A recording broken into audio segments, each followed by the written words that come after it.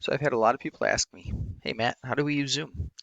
So we've been using Zoom for over 4 years now and have seen a lot of different advancements, but Zoom is for sure the least expensive and also probably the easiest to use. We've used WebEx, Cisco, AnyConnect, GoToMeeting, all those, but we really found Zoom to be probably about the best. So in this video, I'm going to walk through how we use it and some tips and tricks. We subscribe to just the Pro plan, so it's $14.99. You want to know, you can certainly start with a free meeting, but it's limited to 40 minutes. So I definitely recommend it's worth the value, especially in this day and age. Go ahead and buy the Pro plan, $14.99 per month per host. So it gives you up to 100 participants, and you can read through all the rest. Let's go ahead and log in. So after you create an account, you'll log into Zoom. I highly recommend updating a profile picture there for you. That way, if you don't have your web camera on or you don't want people to see you or your kids playing in the background when you're working remote, it'll just show this picture. So after you get it set up, what it's going to do is give you this personal meeting ID. So the beauty of Zoom is literally all you have to do is copy and or remember this. A lot of times, us for our team will copy this, or we'll even create like a link on our desktop, or I'm sorry, on our bookmarks. But literally, all you do is copy this, give it to someone, they put it in a browser, and it launches Zoom, and it opens up your unique meeting ID. So that's your meeting ID. It'll ask to open Zoom. If they've never done it before, usually have it download a client. If they open it up on their phone, it'll prompt them to open the app, so you can launch it that way as well, which is really cool. But I'm going to close this out and go to some tricks on how to share your meeting other than this. One of the ways that we use it the most is we use the Zoom for G Suite or Zoom for Gmail integration. So let me show you what that looks like. There's a link in our mass email here too that you can get this link. But when you're in your email, you simply click on after you install that add-in, you click here and say meeting with Bob, and then go down to add location or conferencing and add conferencing, and it'll automatically, the first time you do it, it'll have you log into Zoom, but it'll automatically create a meeting for you with a password and joining instructions. So it really doesn't get much simpler than that. And then go ahead and add your guest, whoever it might be, and send it off. And away you go. It's really simple. Highly suggest using this. We do this. I probably do this a dozen times a week. But hopefully that helps. Another way, a handy way, is on your website, create just a / meeting link. So on our website, we have / meeting, and we have two different meeting rooms. So we subscribe to two plans. I have a personal one, and then our team uses this one. So literally all it is that link, that hyperlink. So if someone clicks on it, takes them to that hyperlink, we'll open Zoom, and away you go. So a few quick and easy ways to invite people to a Zoom meeting. So let's go ahead. I will, before you launch a meeting, you're going to want to make sure you have a couple things set up. First of all, you're going to want to make sure you got a good camera. If you're using a laptop these days, like an Apple laptop or a Chrome laptop that has a camera on, you'll see it up on the top of the monitor there with a microphone. Those are really, really sufficient. I found that those work really well. However, if you're using a desktop, you're going to make sure you have the right connection. You can always call in to Zoom with a telephone or your iPhone or just using some earbuds if you want. But I recommend getting a Logitech camera. At least get the lowest cost one. There's a lot of kind of Chinese aftermarkets out there, and we've just found they're very pixelized and good meetings. If you have good video, it just makes that personal connection better. Next, if you really want to geek out a little bit, I would highly recommend, if you're going to use computer audio for the best quality audio, is using these HyperX over-the-ear headsets. So make sure you buy the one not for like PlayStation. Buy the one that connects to the USB. They range from like 60 to 100 bucks.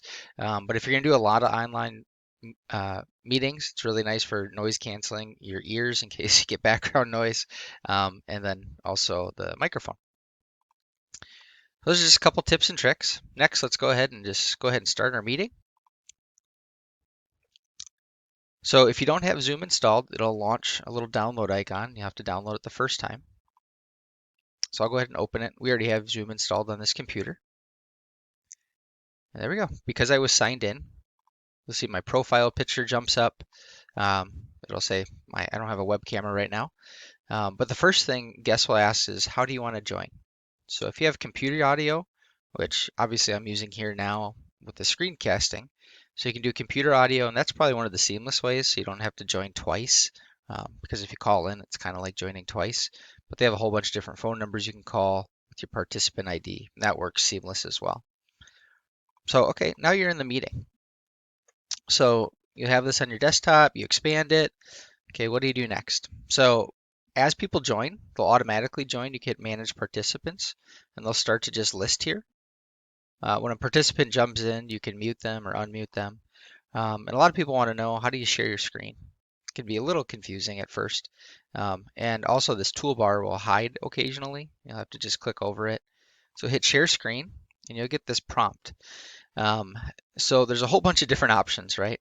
So because I have two monitors, you guys are just seeing my first monitor here, I highly recommend sharing screen one. I have a screen two because I have a second monitor. If you don't have a second monitor, you're just fine. But share your entire screen if that's what you want.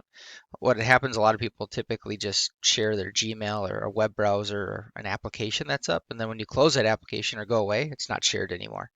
So you can hit share screen one, I'll share, and then you'll see this green outline around your desktop that you're sharing, and away you go.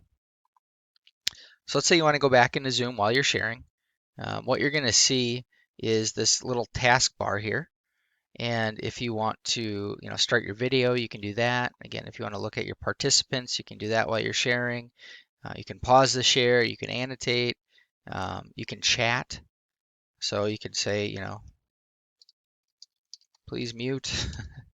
A lot of times people will have computer audio, so if you're getting a lot of resignation or if someone's like ka ka ka ka, like a lot of echoing, it's because they have computer audio on and they joined via their like a phone call. They called in as well.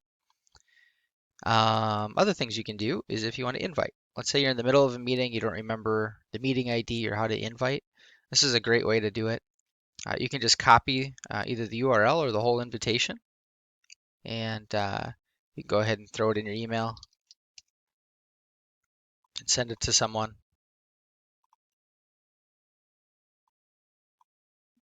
Show you what that looks like. So the invite shows like all the details, but realistically, all you really need to just send again is that ID to send to whoever you want to join. So back in your invite, or I'm sorry, back in your meeting here that you're sharing, there's also a couple other things you can do. You can record.